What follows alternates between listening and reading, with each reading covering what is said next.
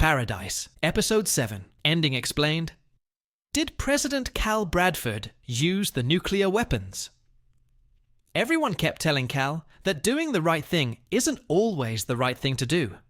But Cal was not a politician at heart. He was an English major who knew that it isn't death that breaks down the strongest of men, but the burden of their own actions. He didn't listen to those high-ranking officials and decided to reveal the truth to the public because he wanted to give them a chance to say goodbye to their loved ones. He wanted them to know that a massive disaster was coming for each and every one of them. And I can't help but feel it was this truth that got Cal killed in the end. One could only wonder how things could have changed if Cal had acted differently. In such a case, no one would have blamed Cal for the catastrophe, as it would have appeared that he was as clueless as everyone else. Furthermore, what if Cal had chosen the red codes instead of the blue ones? No one on the surface would have survived the nuclear holocaust to sneak into Cal's paradise and murder him. But you see, Cal wouldn't have been able to face himself in the mirror if he hadn't chosen to be honest. He only survived these 3 years because he always believed he did the right thing.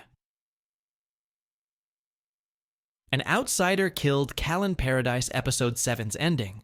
Sinatra revealed that the DNA the evidence team picked up from Cal's room didn't belong to anyone in Paradise, implying that it was likely someone from the outside who'd murdered the president. In the previous episode, Presley Collins told Jeremy that she'd seen a person walking out of the president's bungalow on the night of Cal's murder. This mystery person was wearing a jacket with a flower symbol printed on the back. In the We Did All second episode, we saw the workers building the Colorado bunker wearing similar clothing, suggesting that Cal's murderer could once have been a part of the project but wasn't given entrance to Paradise, which likely drove him to swear vengeance on the man who left them and their families behind. Or maybe this person found out about the underground city through one of the workers and decided to exact his revenge on Cal for leaving them to their fate. Or maybe this outsider picked one of those uniforms up on his way into Paradise to avoid suspicion. On the day of the disaster, some people heard the rumors about a billionaire's safe haven in Colorado, which was the reason why all those who survived the tsunami were headed towards the shelter, hoping to get a chance to secure their future. But Sinatra wouldn't let them take refuge in her paradise no matter what. And that's what fanned the flames of the ongoing resentment towards the privileged individuals. Most people condemned Cal for siding with the rich and saving only the affluent instead of the citizens he had sworn to protect. In short, the reason for Cal's murder seems pretty clear now. Only the identity of his killer remains to be known. Sinatra knows that this mysterious person is a threat to her legacy and to all those people living inside the bunker, which is why it's quite important for her to catch the person before it is too late. She uses her leverage with Agent Xavier Collins to force him to find the killer if he wants to find his wife and see his daughter again. Well, Collins isn't sure if Terry is alive or not, but he is indeed going to bend the knee for the safety of his child. And therefore, in the finale, we can expect to see Collins racing against time to catch the culprit responsible for Cal's death.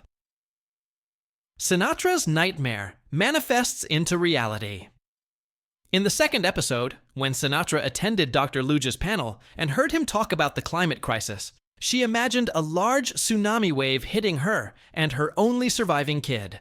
It seemed that, years later, Sinatra's dream finally manifested into a reality when a mega caldera, or a supervolcano, erupted in Antarctica, instantly melting trillions of gallons of ice and triggering a tsunami that inundated everything less than 300 feet above sea level. This is exactly what Dr. Loge had predicted during the International Financial Summit, soon after which Sinatra started working on building a bunker in the Colorado Mountains, a geographical location above the warning limit.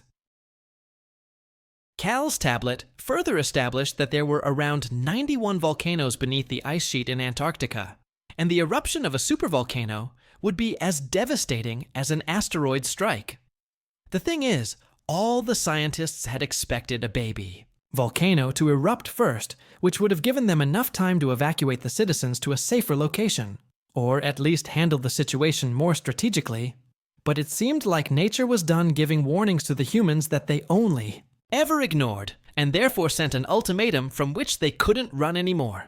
The eruption of the mega caldera escalated the situation, leading to a global crisis where nations started nuking each other to get hold of the land and resources that would help them survive the collapse of human civilization.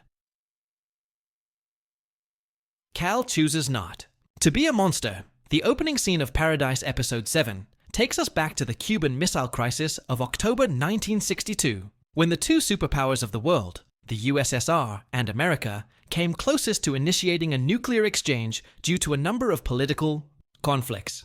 Colonel Jeffries gathered intelligence that the Soviets had sent a submarine equipped with nukes, which had been issued an order to launch all missiles towards the United States of America. But the captain made the decision not to, and turned around. Jeffries believed that the world would never be safe so long as nations had nuclear weapons in their arsenal, which was why he developed a switch to turn off every piece of tech in the world for good. A linked array of global EMPs would fry every electronic circuit on Earth, including every nuke, but no one was aware of the existence of such a powerful weapon except the President of the United States of America. In Paradise Episode 7's ending, General Kirtley told Cal that hostile nations, likely Russia, had launched nuclear devices targeting multiple American cities, including Denver, Colorado, where they had created their underground city to protect themselves from such an extinction level event. General Kirtley and the Joint Commission advised Cal to fire the entire American arsenal at all nuclear powers in the world before they triggered their nuclear weapons. The eruption of the supervolcano had led the world to a nuclear war, and the only way out of it was to level the playing field. Kill everyone on the surface so no one would survive to trigger any kind of nuclear device ever again. However, Cal had one more trick up his sleeve through which he could maintain the illusion of the safe world, much like the blue pill from the Matrix, even though it itself came with a cost.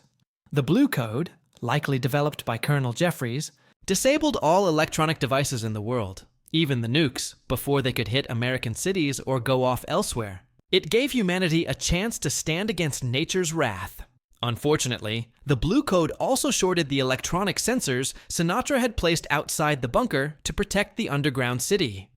These devices would have signaled when the world outside was safe for human resettlement. But with every electronic device destroyed, Sinatra and the others lived in constant fear of the survivors of the outside world, which explains their paranoia and lack of empathy for the non-residents of the paradise. She didn't want anyone to find or locate the underground city, as it would have jeopardized everything she had initially planned. There wasn't enough room or resources for other survivors, and their arrival would have only created a whole new set of problems. The thing is, Sinatra, Kane, and the privileged lot had always been worried about their own flock. They never thought about the rest of the world, which evidently makes Cal a better person than the rest of them.